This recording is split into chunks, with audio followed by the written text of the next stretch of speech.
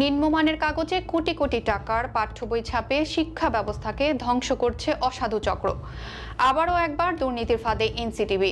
2025 শিক্ষাবর্ষের পাঠ্য বই ছাপাতে নিম্নমানের কাগজ ব্যবহার করে শত কোটি টাকা লোপাট করেছে প্রেস মালিকদের একটি অসাধু চক্র। অভিযোগ রয়েছে, শুধু দুর্নীতি নয়, পাঠ্য বইয়ের মানেও এসেছে ভয়াবহ অবনতি। এনসিটিবির তথ্য বলছে, ইতিমধ্যে 13 কোটি বইয়ের মান খারাপ প্রমাণিত হয়েছে।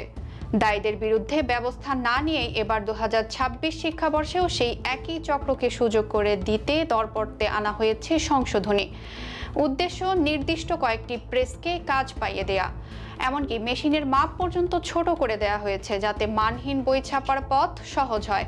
অনুসন্ধানে বেরিয়ে এসেছে, যেসব প্রতিষ্ঠান নিম্নমানের কাগজ দিয়েছে তাদের অনেকেই রাজনৈতিকভাবে প্রভাবশালী। একজন মালিক আবার সরকারের সাবেক মন্ত্রীর ভাই, যিনি নিজেই চেয়ারম্যান ছিলেন এক সময়ে। এনসিটিবি বলছে, যারা মানহীন বই দিয়েছে তাদের চিঠি দিয়ে রিপ্লেক্স করতে বলা হয়েছে। তারা না মানলে অর্থ কেটে নেওয়া হবে। কিন্তু প্রশ্ন হলো, শিক্ষার্থীদের হাতে কিভাবে এমন বই গেল? তার বারবার এই চক্র কিভাবে কাজ পায়?